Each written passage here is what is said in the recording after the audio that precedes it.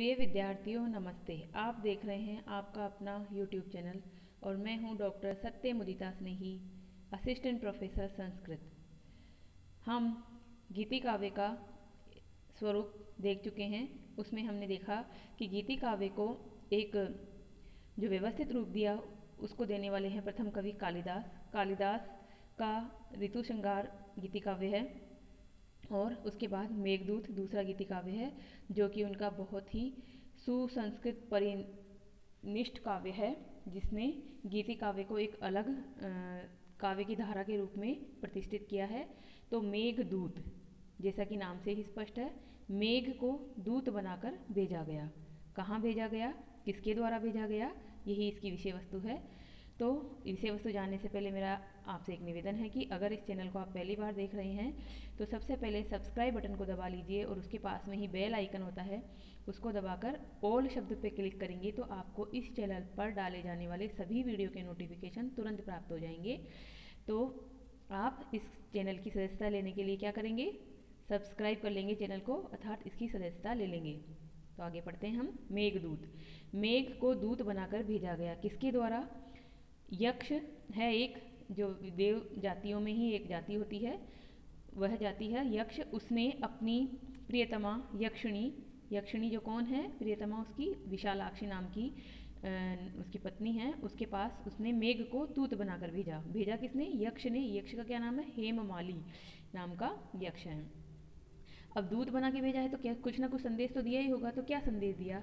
उसने संदेश दिया अपनी प्रियतमा के लिए कि वर्षा ऋतु आने के पर जब प्रियतमा की स्थिति ऐसी हो जाएगी कि वह विरह को सहन ना कर पाए और क्या पता प्राण ही त्याग कर दे, तो वह ऐसा ना करे, क्योंकि जो उसका प्रियतम है वह अब 4 मास ही शेष बचे हैं और उसके पास लौटकर सकुशल आएगा और फिर से उनके जो वैवाहिक जीवन के जो शुरुआती जीवन के जो दिन थे वह पुनः व्यतीत होंगे, क्योंकि यक्ष और यक्षिणी जो नवविवाहित दंपति हैं और उसका उसी समय कुबेर के शाप की वजह से वियोग हो गया है, विरह हो गया है। तो अब यहाँ देखना होगा हमें कि कुबेर कौन है और उन्होंने शाप क्यों दिया यक्ष को। तो कुबेर हैं अलकापुरी नाम की नगरी है, उसके अधिपति यानी उसके राजा, यानी कि यक्ष जाति के राजा हैं वो। और यक्ष जो है, जो हेममाली नाम का सेवक है उनका, वह अपने कर्तव्य में प्रमाद करता है, कर्तव्य में कुछ कमी छोड़ देता है। इस वजह से उसे ये शाप दिया जाता है कि तुम 1 वर्ष अपनी पत्नी से अलग होकर पृथ्वीलोक पर वास करोगी। तो अब उसने ऐसा क्या कर्तव्य से प्रमाद किया था कि उसे शाप भोगना पड़ा? तो देखिए, उस यक्ष का मुख्य काम क्या था कि ब्रह्म मुहूर्त में सुबह उठकर वह जो कमल होते हैं उनको लाएगा और उसके स्वामी को यानी कि कुबेर को देगा, और कुबेर उन फूलों की मदद से देवता की आराधना करेंगे, यानी कि देवताओं को चढ़ाएंगे। अब जो यक्ष है वह नवविवाहित है, तो वह पत्नी का वियोग नहीं चाहता है, तो सुबह वह ब्रह्म मुहूर्त में नहीं उठता है और एक दिन वह इसे प्रमाद करते हुए क्या करता है कि रात में ही कमलों को ला के रख देता है। अब उस मतलब कमल के बारे में ये फेमस है कि रात में जब कमल होता है वो सूर्य की रोशनी जैसे जैसे जाती है वैसे वैसे मतलब सिकुड़ जाता है उसकी पंखुड़ियाँ, यानी वो इकट्ठा हो जाता है, बंद हो जाती है उसकी पंखुड़ियाँ, और सुबह वापस जब होता है शुरुआत सूर्य की तो वो खुलता है वापस, क्या कहते हैं, जो कमल खुलता है। तो जब रात्रि के समय वो कमल पंखुड़ियों को समेट कर बंद हो रहा था, तो उस समय भंवरा उसमें बंद हो गया और भंवरा रात भर उसमें बंद ही रहा। अब अगले दिन सुबह जब कुबेर उस फूलों के माध्यम से अपने इष्ट देव की पूजा करने लगे, तो सुबह होने पर चूँकि कमल स्वाभाविक रूप से खिला तो उसकी पंखुड़ियाँ खुली, तो वहाँ से निकल के एक भंवरा उड़ा और उस भंवरे ने कुबेर को एक तरह से डंक मार लिया, यानी कि उसको काट लिया। तो इससे कुबेर को ये पता चला कि ये जो सेवक है यक्ष, हेममाली नाम का ये जो यक्ष है, वह अपने कर्तव्य में प्रमाद कर रहा है, यानी कि ये फूल इसने ताजे सुबह नहीं चुने हैं बल्कि इसने रात में ही चुन के रख दिए थे, और अब जो है दिखा रहा है कि मैं सुबह लेकर आया हूँ। तो वह उसको शाप देते हैं कि जिस प्रियतमा पत्नी का वियोग तुम नहीं छोड़ रहे हो और उस प्रियतमा पत्नी के मोह में यानी कि प्रेम की वजह से तुम सुबह उठकर नहीं जाते हो और कार्य को नहीं करते हो समय पर, बल्कि एक दिन पहले ही कर देते हो, यानी बासे फूल की मदद से मैं पूजा करता हूँ, तो उस प्रियतमा पत्नी का वियोग तुम्हें 1 वर्ष तक सहना पड़ेगा और तुम पृथ्वीलोक पर रहोगे। तो पृथ्वीलोक पर वह रामगिरी आश्रम में रहता है। रामगिरी आश्रम में रहते हुए 8 मास तो बीत जाते हैं और 8 मास बीत जाने के बाद वर्षा ऋतु आती है। जब वर्षा ऋतु आती है तो प्रेमी और प्रेमिकाओं का जो दशा है वो, अगर वो वियोग की अवस्था में है तो बहुत ही असहनीय दशा होती है। तो इस समय उसकी जो पत्नी है, जो प्रेमिका भी है और साथ में पत्नी भी है, तो वह कहीं प्राण त्याग ना कर दे, तो वह अपनी कुशलता का संदेश वहाँ भेजता है और उसको कहता है कि तुम धैर्य धारण करना, मैं आऊँगा और सकुशल आऊँगा और तुम धैर्य से रहना, स्वस्थ रहना, कुछ अपना प्राण त्यागने का या आत्महत्या करने जैसे कुछ कदम मत उठा लेना विरह में। तो यही इसकी संक्षेप में कथा है। आज हम इसकी कथा वस्तु ही देखेंगे। तो देखिए स्क्रीन पर जैसा आपको दिखाई दे रहा है, जो मैंने बताया उसी से आपको ये जो किताबी भाषा है वो आसान लगेगी। तो संस्कृत गीति काव्यों की समृद्ध परंपरा को प्रारंभ कर देने वाला यह गीति काव्य, यानी मेघदूत ने संस्कृत गीति काव्य की समृद्ध परंपरा को शुरू किया है, ये इसका महत्व है। आप लिखेंगे कि मेघदूत संस्कृत गीति काव्य की परंपरा को शुरू कर देने वाला प्रथम ग्रंथ है। इसमें भावाभिव्यंजना, रस निष्पत्ति, प्रकृति चित्रण और प्रेमी युगल के विरह व्यतीत हृदय की प्रणय वेदना को मुखरित कर दिया है। और आज भी ऐसा ही होता है कि इस तरह के जो वर्णन हैं जो इस मेघदूत में मिलते हैं वे आज भी हमें देखे जाते हैं समाज में, साहित्य में, संस्कृत साहित्य में ये मिलते हैं। तो आज भी यह प्रासंगिक है ये ग्रंथ। कवि ने इसकी जो संक्षिप्त कथा वस्तु रखी है वो बहुत ही काल्पनिक कथा वस्तु है और मंदाक्रांता छंद में ये लिखा गया है। अब देखिए गीति काव्य के दो प्रकार होते हैं, एक संघात काव्य और एक मुक्तक काव्य। तो संघात काव्य में क्या होता है, पूरे ग्रंथ में एक ही प्रकार का छंद होता है। तो इसमें मेघदूत में 121 श्लोक हैं और इस 121 श्लोक में सब में ही मंदाक्रांता छंद है। मंदाक्रांता छंद क्या होता है कि यह विरह को वर्णन करने वाला छंद होता है और इसकी गति बहुत मंद होती है। और गति मंद होने की वजह से इसमें क्या होता है, विरह की तीव्रता का पता चलता है। तो अभी हम इसका पहला जो श्लोक है उसको देखेंगे, गा के भी देखेंगे मंदाक्रांता छंद को। तो हम इसमें देखते हैं कि अभी इस मेघदूत के दो भाग हैं, पूर्व मेद और उत्तर मेद। पूर्व मेद में क्या है, कथा वस्तु है कि अलका नगरी जो है कुबेर की नगरी है और जो रामगिरी आश्रम है जहाँ पर उसे भेजा गया है वो है उज्जैनी के आसपास, यानी मध्य प्रदेश में, मध्य भारत में, वर्तमान मध्य भारत में है। और अलका नगरी उत्तर भारत में है, यानी कि हिमालय के पास में है। तो वहाँ तक का इसमें मार्ग वर्णन है और जो यक्ष है वह मार्ग बताता है मेघ को कि तुम यहाँ से होते हुए अलका नगरी पहुँचना। ये मार्ग का वर्णन है पूर्व मेद में। और उत्तर मेद में क्या वर्णन है कि जब तुम वहाँ पहुँच जाओगे तो तुम उस नगरी को कैसे पहचानोगे कि यही अलका नगरी है, फिर उस नगरी में भी उस घर को कैसे पहचानोगे जहाँ पे कि यक्ष की पत्नी रहती है। तो उसकी शोभा का वर्णन है, विविध प्रकार के वहाँ पर है, उसकी पत्नी की विरह की अवस्था में वो कैसी है वह है, उसका सौंदर्य का वर्णन है। इस तरह से उत्तर मेद में ये कथा है। तो अब हम शुरुआत करते हैं पूर्व मेद से। तो चूँकि कोई भी ग्रंथ शुरू होता है तो मंगलाचरण अवश्य होता है ग्रंथ में, तो यहाँ पर जो प्रथम श्लोक है उसमें भी मंगलाचरण है।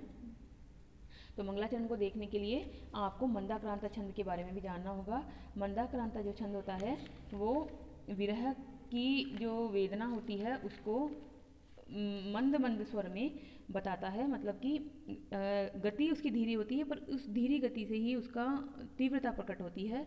तो मंदाक्रांता एक 17 वर्ण वाला छंद होता है जिसमें 4, 6 और 7 पर यति होती हैं। लक्षण तो हम छंद की कक्षाओं में पढ़ चुके हैं, प्रिय प्रथम वर्ष में आपने पढ़ा होगा। मंदाक्रांता जलधि षड़ गई मभु नतौ ताद गुरु चेद। तो मंदाक्रांता होता है जलधि षड़ गई मभु नतौ ताद गुरु चेद। ये तो लक्षण है 17 वर्णों का। अब इसका पहला श्लोक जो आपको मंदाक्रांता छंद के लक्षण में लक्षण के साथ में उदाहरण में मैंने याद करवाया था बीए प्रथम वर्ष में, तो आप देखेंगे उसको वापस पुनः। क्या था श्लोक, कश्चित् कान्ताः विरह गुरुणा स्वाधिकारात् प्रमात शापेनास्तङ्गमित महिमा वर्षभोगेन भर्तु यक्षश्चक्रे जनकतनया स्नानपुण्योदकेषु स्निग्धच्छाया तरुषु वसतिं स्नानपुण्योदकेषु स्निग्धश्चाया तरुषु वसतिं रामगिर्याश्रमेषु रामगिर्याश्रमेषु। ये मेघदूत का प्रथम ही श्लोक है। प्रथम यानी एक प्रथम भाग का प्रथम श्लोक है, मंदाक्रांता छंद में है। अब देखो इस श्लोक में ही इसकी पूरी कहानी है कि कश्चित कांता, किसी कांता से, किसी पत्नी को कांता कहा जा रहा है क्योंकि बहुत रमणीय है, बहुत सुंदर है उसकी पत्नी, और वो उसको बहुत प्रिय भी है, प्रेमिका भी है उसकी। वो उसके विरह गुरुणा, विरह में, बहुत बड़े विरह में वियोग हुआ है, जिसका ऐसा यक्ष स्वाधिकारात् प्रमत्त, अपने अधिकार से, अपने कर्तव्य से प्रमाद को प्राप्त हुआ। शापेन अस्तगमित महिमा, शाप की वजह से जिसकी महिमा चली गई है, जिसमें अब इतना सामर्थ्य नहीं रहा है कि वह कुछ कर सके, बल्कि वो साधारण इंसान की तरह हो गया है, और वह उसकी सारी शक्तियाँ ले ली गई है कुबेर के द्वारा, और उसे पृथ्वीलोक पर 1 वर्ष के लिए, वर्ष भोग्येण भर्तु, भर्तु यानी स्वामी के द्वारा 1 वर्ष का शाप भोगने के लिए भेज दिया गया है। अब वो कहाँ रह रहा है? वो रह रहा है रामगिरी आश्रमेशु, रामगिरी आश्रम में रह रहा है। और वो रामगिरी आश्रम कैसा है? रामगिरी आश्रम है जनक तनया स्नान पुण्योदकेशु, जनक की तनया यानी कि जानकी, यानी कि सीता के स्नान से पुण्य हुए पवित्र वाला, पवित्र जल वाला। यानी कि ये कहना चाह रहे हैं कि जहाँ रामगिरी आश्रम में ये रह रहा है, यक्ष रह रहा है, वहाँ कभी सीता ने भी अपने वनवास के समय में वहाँ पर वह रही थी, और उसी के आसपास जो झील या झरने होते थे उसमें वो नहाती थी, तो वहाँ पर उसके स्नान से पुण्य पवित्र हुआ जल वहाँ पर है। और वहाँ पर क्या है? स्निग्ध छाया तरुसु, स्निग्ध छाया वाले, सघन छाया वाले तरु यानी पेड़ों में, वसतीम चक्रे, वसती को बसाया, यानी कि अपनी कुटिया को उसने बसाया। किसने? यक्ष ने। यक्ष ने अपनी कुटिया वहाँ बनाई जहाँ पर कभी सीता, जनक नंदिनी सीता रहती थी, और उसके स्नान से पुण्य पवित्र जल वहाँ पर है, और वहाँ पर बहुत घने पेड़ हैं जिसकी छाया में उसने अपना क्या किया? कुटिया बनाई, और वह वहाँ पे रह रहा है। रहते रहते उसे 4 माह मतलब 8 माह बीत चुके हैं, और अब 4 माह शेष बचे हैं। उस समय वर्षा ऋतु का आगमन होकर उसकी कैसी अवस्था होती है, वही सब इसमें वर्णन है। तो देखिए यहाँ पर एक बात और आपको जान लेनी है, स्वाधिकारात् प्रमत्त है, अपने अधिकार से, अपने कर्तव्य से प्रमाद को प्राप्त करने वाला वह है यक्ष। तो कालिदास के काव्य की ये विशेषता है कि जिस किसी ने भी जिस कारण से कर्तव्य से प्रमाद किया है, उसको उसी चीज़ से अलग कर दिया जाएगा, उसको उसी तरह का मतलब एक तरह शाप दिया जाएगा। जैसे कि आपको पता है कि अभिज्ञान शाकुंतलम में जो शकुंतला थी, उसने दुर्वासा ऋषि की जब उसके आश्रम में उपस्थित हुए थे दुर्वासा ऋषि, तो वह उनको अतिथि सत्कार उनका नहीं करती है, और वह उस समय दुष्यंत के जो ध्यान में ही मग्न होती है। तो दुर्वासा ऋषि को उसे क्रोध आता है, और वह कहते हैं कि जिसको तुम याद कर रही हो, और उस जिसकी वजह से तुम मेरी अवहेलना कर रही हो, मेरा अतिथि सत्कार नहीं कर रही हो, मेरी बात पे तुम ध्यान नहीं दे रही हो, वह तुम्हें बुला देगा। उसे जिसे तुम याद कर रही हो वही तुम्हें भुला देगा। तो इस शाप की वजह से ही दुष्यंत शकुंतला को पहचानने से इनकार कर देता है बाद में, और शकुंतला को वियोग झेलना पड़ता है। तो उसी तरह से यहाँ पर भी क्या है, जो यक्ष है उसने अपने कर्तव्य में प्रमाद किया। किसकी वजह से? अपनी पत्नी से वह अलग नहीं होना चाहता था। सुबह सुबह का समय था वह, तो कुबेर ने क्या शाप दिया उनको, जो कि उसके राजा हैं, अधिपति हैं, स्वामी हैं, कि तुम जिस पत्नी की वजह से एक सुबह का आधा 1 घंटा तुम उठकर समय से काम नहीं कर सकते, वही पत्नी अब तुम्हें 1 वर्ष तक तुम्हें उससे वियोग भोगना पड़ेगा। तो इस प्रकार से ये कालिदास की विशेषता है कि जिस वजह से कर्तव्य प्रमाद होता है वही उसका सजा होती है, वही उसका शाप होता है। तो यहाँ पर क्या हुआ कि ये पूर्वमेद की शुरुआत है। अब पूर्वमेद और उत्तरमेद दोनों में मिलाकर 121 श्लोक, जो कि सारे ही मंदाक्रांता छंद में लिखे हुए हैं। संक्षेप में हम इसकी कथावस्तु देख लेते हैं। पूर्वमेद की कथावस्तु क्या है कि अलका नगरी के अधिपति कुबेर के एक सेवक यक्ष ने प्रमादवश कुछ अपराध किया। यह आपने जान लिया क्या प्रमाद किया और क्या अपराध किया। अपराध किया कि वो बासी फूल अपने स्वामी को दे रहा था और झूठ बोल रहा था कि मैं सुबह उठकर लाता हूँ ये फूल। स्वामी को पहले तो पता नहीं चला कि ये क्या कर रहा है, परंतु एक दिन जब उस कमल में से निकला भंवरा और उसने काट लिया स्वामी को, कुबेर को, तो उन्हें पता चल गया कि ये तो झूठ बोलता है और सुबह नहीं उठता है, रात को ही ला के रख देता है, ये ताज़ा फूल नहीं है। तो कुपित कुबेर ने यक्ष को 1 वर्ष के लिए अलका से निर्वासित करके, यानी अलका नगरी से बाहर निकाल दिया, निकाल करके उसकी प्रिया से उसे दूर कर दिया, उसकी पत्नी जो थी, जो कि विशालाक्षी थी, उसे दूर कर दिया। और अब महिमाहीन तथा विरह पीड़ित यक्ष रामगिरी पर्वत के आश्रमों में रहने लगा। महिमा से हीन यानी कोई सामर्थ्य नहीं रहा, वो साधारण इंसान की तरह हो गया। और क्योंकि पहले तो वो देव योनि का था, यक्ष जो होते देव योनि होती है, उनके पास अद्भुत शक्तियाँ होती है। अब साधारण इंसान बनके पृथ्वीलोक पर रह रहा है और विरह की अवस्था में वह रामगिरी आश्रम में कुटिया बनाकर रहने लगा है। रहते रहते उसे 1 वर्ष का श्राप भोगना है, तो 8 माह तो बीत गए। और तब आई वर्षा ऋतु। अब वर्षा ऋतु आई तो क्या होता है वर्षा ऋतु में कि मेघ दर्शन विरही जो युगल होता है उसके लिए उद्दीपन का काम करता है। तो यहाँ पर विरही यक्ष की व्यथा का उद्दीपन बन गया है वो मेघों को देखना। बादल हैं, बादल उमड़ते घुमड़ते आ रहे हैं, पर्वत के ऊपर वो वक्र क्रिया कर रहे हैं, यानी कि टकरा रहे हैं मेघ पर्वत से, क्योंकि ये रामगिरी पर्वत पर है तो पर्वत पे मेघ टकरा रहे हैं। उन मेघों को देखकर उसके मन में विचार आता है कि प्रिया के वियोग में व्याकुल यक्ष को भय हुआ कि कहीं मेरी कोमलांगी प्रिया इसी मेघ दर्शन से आकुल होकर प्राण ही न त्याग दे, कि ऐसा नहीं हो कि मेघ को देखे हो और मेघ के देखने से उसको बहुत ज़्यादा दुख हो और वह प्राण त्यागने की सोच ले। तो उस समय वो क्या करता है, अतः उसने मेघ से अपना प्रणय संदेश ले जाने की याचना की कि अब किसको भेजे। प्राचीन ज़माने में कोई ऐसा तो होता नहीं था वर्तमान की तरह ईमेल या फ़ोन या कुछ और कि तुरंत फ़ोन कर दिया और कह दिया कि हाँ मैं ठीक हूँ, कुशल हूँ, तुम चिंता मत करना।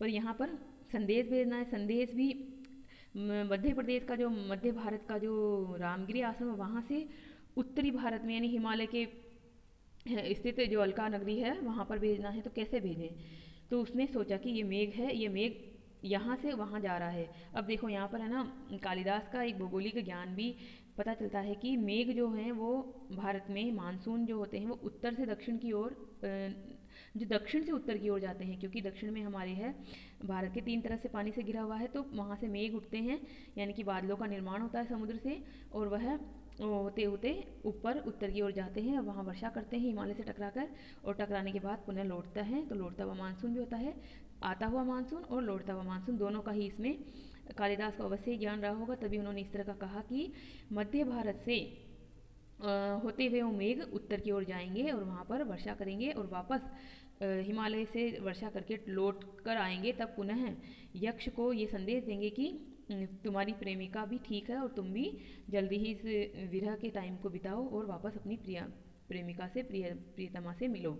तो यहाँ पर संदेश के साथ ही कालिदास का भौगोलिक ज्ञान भी पता चलता है। अब उसने क्या किया, संदेश भेजने से पहले मेघ की पूजा अर्चना करके यक्ष ने विभिन्न नदियों, पर्वतों तथा नगरों को पार करते हुए अलका नगरी तक पहुंचने का मार्ग बताया, और यही पूर्व मेघ की कथा है। पूर्व मेघ मेघ पढ़ेंगे इसको। पूर्व मेघ की क्या कथा है कि रामगिरी आश्रम से लेकर अलका नगरी तक का मार्ग। अब एक बात आपको और जान लेनी चाहिए कि ये जो मेघ को दूध बनाकर भेजने वाली बात है, इसमें क्या है कि कवि ने एक निर्जीव चीज को दूध बनाकर भेजा है, परंतु इसकी प्रेरणा उन्हें कहाँ से मिली है? प्रेरणा मिली है उन्हें जो वाल्मीकि रामायण में हनुमान जी दूत बनकर गए थे सीता के पास, और सीता को बताया था कि राम तुम्हें ढूंढ रहे हैं और वो सकुशल हैं और आप भी सकुशल रहिएगा, वो जल्दी ही आएंगे और आपको यहाँ से ले जाएंगे। तो इसी प्रकार से यहाँ पर इसी प्रेरणा से वाल्मीकि के हनुमान और सीता प्रकरण के जो ये प्रकरण है उसी से प्रेरित होकर कालिदास ने मेघ को दूत बनाकर भेजा है। किसके पास? यक्षिणी के पास, यानी कि जो यक्ष की पत्नी है विशालाक्षी, उसके पास भेजा है और उसको अपना संदेश सुनाया है। पर अंतर यहाँ क्या है, वहाँ हनुमान जी जो थे वो सजीव प्राणी थे, वो अपने मार्ग की बाधाओं को खुद जान सकते थे, मार्ग को जान सकते थे, सब कुछ कर सकते थे, बाधाओं का निराकरण कर सकते थे। पर यहाँ जो मेघ है वो तो निर्जीव प्राणी है, निर्जीव चीज़ है। अब उसे क्या पता कि किधर से होते हुए किधर जाना है। तो यहाँ पर यक्ष जो हैं वो बताते हैं उनको मार्ग की कि तुम्हें मार्ग में क्या क्या चीज़ें मिलेगी, तुम वहाँ से होते हुए जाना। तो पूर्व मेघ जो है उसमें मार्ग का वर्णन है, हम देख लेते हैं इसमें किस तरह से मार्ग है। रामगिरी आश्रम से जो है आषाढ़ का प्रथम दिवस है, उसी पर उन्होंने मेघ दर्शन किए हैं यक्ष ने, और अपनी जो विरह से व्याकुल पत्नी है उसके पास वो संदेश भेजते हैं कि तुम सही से रहना और मैं शीघ्र ही आऊँगा और हमारा पुनः मिलन होगा। इस प्रकार से जो मार्ग बताते हैं उसमें मुख्य मार्ग की जो चीज़ें हैं उसमें तो है माल प्रदेश यानी मालवा, आम्रकूट पर्वत जिसको अमरकंटक कहते हैं वो, नर्मदा नगरी, विदिशा नगरी, नीच पर्वत, निर्विंध्या नदी, उज्जैनी, फिर उज्जैनी में महाकाल मंदिर, शिप्रा नदी, देवगिरी, चर्मण्यवती नदी जिसको चंबल नदी कहते हैं वर्तमान में, कुरुक्षेत्र आता है, फिर सरस्वती नदी, फिर कनखल प्रदेश आता है, फिर गंगा नदी आती है, और हिमाचल प्रदेश आता है, और क्रौंच रंध्र नाम का एक दर्रा आता है जिसको कि वर्तमान में हम नीतिमाणा दर्रा कहते हैं। फिर कैलाश पर्वत आता है, और कैलाश पर्वत में ही वहीं पर अलका नगरी है जो कि कुबेर की नगरी है। तो ये तो मुख्य मुख्य इसके मार्ग हुए, परंतु अगर विस्तार में भी पूछा जाता है एग्जामों में, क्या होता है जो आरपीएससी वगैरह के एग्जाम होते हैं उनमें विस्तार से पूछा जाता है कि इनमें किस तरह से वर्तमान में भी हैं और किस तरह से प्राचीन ज़माने में थे। तो रामगिरी जो आश्रम है वहाँ से वो गया माल प्रदेश में जो कि मालदा का स्थान है, आम्रकूट पर्वत जो कि वर्तमान में अमरकंटक है, नर्मदा नदी आई, फिर दशार्ण देश आया जो कि वर्तमान में छत्तीसगढ़ में है। यहाँ पर ही दशार्णा नामक की एक नदी बहती है, और दशार्ण देश की राजधानी क्या है, विदिशा है, जिसको कि वर्तमान में भिलसा भी कहते हैं, विदिशा भी कहते हैं और भिलसा भी कहते हैं। विदिशा में ही वेत्रवती नाम की एक नदी है जिसको वर्तमान में बेतवा नदी कहते हैं, आपने सुना होगा केन बेतवा, तो बेतवा नदी कहते हैं।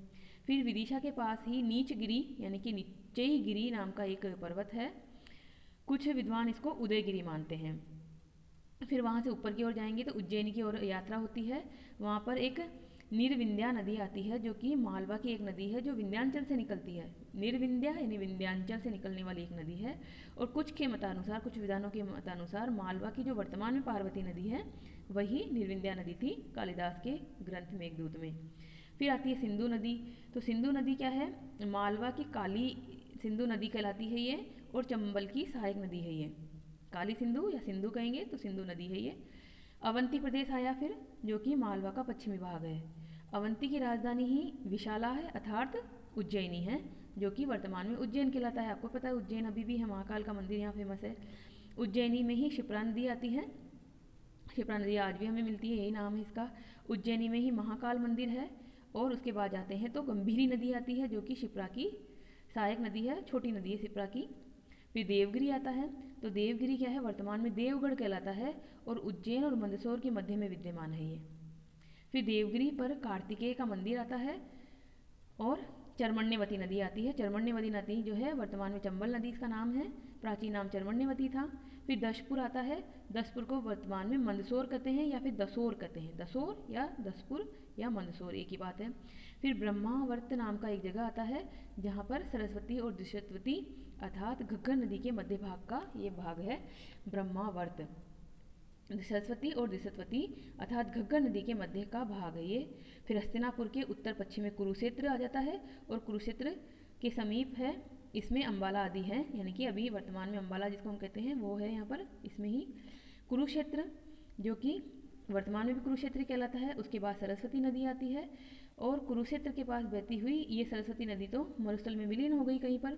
अब यह अंबाला के पास मुस्तफाबाद में एक बरसाती नाले के रूप में ही से इसे सरस्वती नदी लुप्त हो चुकी है, आपको पता है। कनखल, कनखल क्या है, हरिद्वार के समीप स्थित है, अभी भी है, कनखल नाम का जगह है। कनखल के पास ही गंगा नदी है, और गंगा नदी के बाद में हिमालय आ जाता है।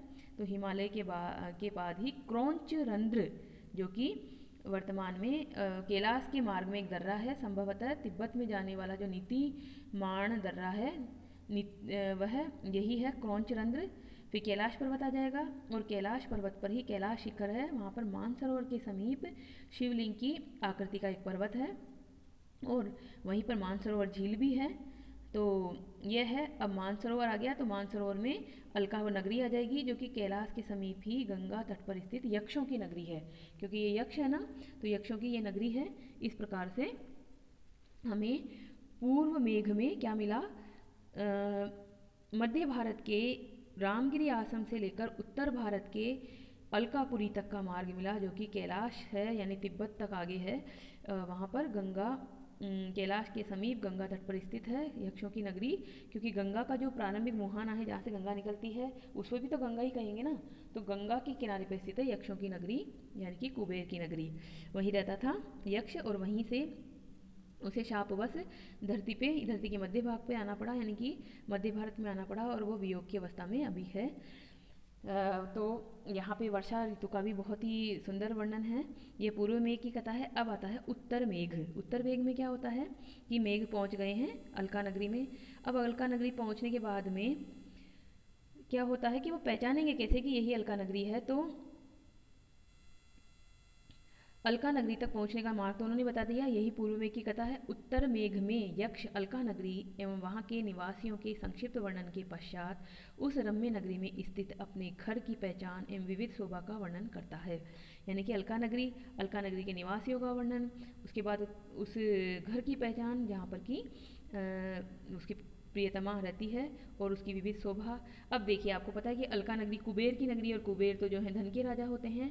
तो वो कुबेर की जो नगरी है वो बिल्कुल जैसे कहा जाता था पहले कि सोने की लंका, उसी तरह से है। तो वो तो धन के देवता हैं, तो वहाँ पर जो उसकी साज सज्जा की हुई है वो भी रत्न आभूषण, मोतियों माणिकों, सोने चांदी से वहाँ की आभूषण है, बहुत ही चमचमाती हुई वो नगरी है। तो इस प्रकार से हम इसमें देखते हैं कि क्या कहा उसने उत्तर मेघ में, हे मेघ तुम्हें अलका में गगनचुंबी प्रासाद मिलेंगे, वहाँ सदा सुख वैभव आनंद और विलास है। वहाँ कुबेर का महल है, प्रासाद है, उसके उत्तर में मेरा घर है। वहाँ मेरी विहरिणी प्रियतमा को देखोगे तुम, और वह शोक से बहुत दुखी होगी, बहुत ही मलिन उसके वस्त्र होंगे, क्योंकि बहुत दिनों से वो केवल दुख में ही है। वह खाने पीने पे ध्यान नहीं दे रही है, नहाने धोने पे भी ध्यान नहीं दे रही है, तो उसके वस्त्र बहुत गंदे हैं, वो बहुत उदास होगी। और खाने पीने पे ध्यान नहीं देने से वो जो है कृशांगी हो गई होगी, तन्वी हो गई है, मतलब कृश गात्र वाली हो गई होगी, क्योंकि उसे विश्वास है कि उसके वियोग में वह भी अच्छे से भोजन वगैरह नहीं करती होगी। और तुषारपात से मलान पद्मनी के तुल्य तुम्हें दिखाई देगी। जैसे कि पाला पड़ता है, बर्फ पड़ती है, तो जो कमल होते हैं तालाब में वो टूट फूट जाते हैं, उसी तरह से उस पर ये जो विरह का समय उस पर इस तरह से तुषारपात के समान ही होगा। और वह एक पद्मनी जैसे बिखर जाती है वैसे बिखरी हुई सी तुम्हें नजर आएगी। तुम उसे मेरा ये संदेश देना कि तुम खिन्न ना हो, तुम दुखी ना हो। वियोग के शेष 4 मास है, अब 8 मास तो बीत चुके हैं, तो तुम इसको धैर्य से बिताना। सुख के दिन शीघ्र ही आने वाले हैं, मैं भी किसी प्रकार दुख के दिन काट रहा हूँ। सुख और दुख का ये चक्र तो चलता ही रहता है। वियोग के दिन पूरे होते ही शीघ्र ही मिलन होगा, इस प्रकार से कहते हैं। तो सुख और दुख का चक्र चलता रहता है। यहाँ पर एक बहुत ही सुंदर सूक्ति भी आती है इसमें कि कस्य अत्यंतम सुखम उपनतम दुखम एकांत तो वा निश्चय गच्छति उपरी च दशा चक्र निमी क्रमेण। चक्र के जो पहिए में होते हैं ऊपर नीचे की स्थिति, उसी प्रकार से सुख और दुख जीवन में आते रहते हैं। अभी तो दुख की अवस्था में हो, पुनः हमारा जब मिलन होगा तो सुख की अवस्था में होगी, और हम इस दुख के समय को बिल्कुल भुला देंगे और पुनः अच्छे प्रकार से रहेंगे। तो इस प्रकार से यहाँ पर अपने पत्नी के लिए वो संदेश देता है, पत्नी की सौंदर्य का भी वर्णन करता है, और ये संदेश उसको सुनाता है। मेघ यक्ष अपना संदेश सुना देता है उसको, और शुभकामना के साथ ये गीति काव्य समाप्त हो जाता है। यहाँ पर क्या होता है, मेघ को यक्ष ये भी कहता है कि तुम वहाँ से वापस लौटते हुए आना, यानी कि लौटता हुआ मानसून आएगा। और यक्ष को उसकी यक्षिणी जो पत्नी है उसके बारे में भी शुभ संदेश देगा कि वो भी सकुशल है, और तुम भी सही से समय बिताना, दुखी ना होना, तुम्हारी पत्नी ठीक ही है। अब यहाँ पर ये जो कुबेर हैं उनको ये पता चलता है कि इस प्रकार से यक्ष और यक्षिणी बहुत विरह की अवस्था में जी रहे हैं। तो यक्ष को एक तरह से दया आती है और वह अपने शाप को वापस लेते हैं, और यक्ष और यक्षिणी का पुनः मिलन होता है। और इस प्रकार से ये गीति काव्य सुखद शुभकामना के साथ, यानी सुखद अंत हो जाता है, इसका एक सुखांत ये बन जाता है। जो कि कालिदास के काव्य की विशेषता ही है कि वो हर ग्रंथ को सुखांत पे ख़त्म करते हैं। तो इस प्रकार से आज हमने इसकी कथा वस्तु देखी, यानी कि मेघदूत की जो कथा है, पूर्व मेघ और उत्तर मेघ दोनों का सारांश देखा। और कल हम इसका देखेंगे वैशिष्ट्य की आखिर इसमें ऐसी क्या विशेषता है। तो आज आप क्या करेंगे, इसमें जितनी बातें मैंने बताई है वो सुनेंगे, लिखेंगे उसको, और अपनी नोटबुक और पेन के माध्यम से अपनी कॉपी में लिखेंगे। और कल अपन फिर मिलेंगे। अगर आप इस पहली बार इस चैनल पर आए हैं तो इसको सब्सक्राइब कर लीजिए, वीडियो अच्छा लगे तो उसको लाइक कर दीजिए। इस ज्ञान राशि को अन्य आपके मित्रों तक भी पहुंचाइए ताकि इससे सभी लाभान्वित हों। और किसी भी तरह का कोई सुझाव हो तो कमेंट बॉक्स में अवश्य लिखें। आपके सुझावों को हम निरंतर देखते हैं और उस पर प्रतिक्रिया भी करते हैं और उसके अनुसार सुधार भी करते हैं। तो मेरा आपसे निवेदन है कि आपको जैसा भी लगे वीडियो, अच्छा बुरा जो भी, आप उस पर अवश्य अपने सुझाव लिखें। कल हम फिर मिलेंगे, तब तक के लिए धन्यवाद। और प्लेलिस्ट पे जाइए, आपको बहुत सारी सामग्री मिलेगी। अब तक बहुत सारे वीडियो डाल दिए गए हैं, तो आप उसका लाभ उठाइए और खुद भी पढ़िए और दूसरे अपने मित्रों तक भी इसे पहुँचाइए, क्योंकि यह विद्या है और विद्या जो है वो विस्तार से और ज़्यादा बढ़ती है और ज़्यादा फेमस होती है। ये वर्तमान टेक्नोलॉजी के युग में भी यही है कि जितना ये लोकप्रिय होगा उतना ही इसकी जो है पहुंच ज़्यादा लोगों तक होगी, क्योंकि यूट्यूब में जब हम सर्च करते हैं तो जो ज़्यादा व्यू वाला होता है, ज़्यादा सब्सक्राइबर वाला होता है, उसी को देखा जाता है। तो आपको भी जैसे कभी आप ढूंढो कि मेघदूत आपने सर्च किया तो वही वीडियो सबसे ऊपर आएगा जो ज़्यादा व्यू वाला होगा, ज़्यादा सब्सक्राइबर वाला होगा। तो ऐसा ना हो कि हम मेहनत कर रहे हैं और मेहनत छुपी ही रह जाए, कम लोगों तक ही मिले।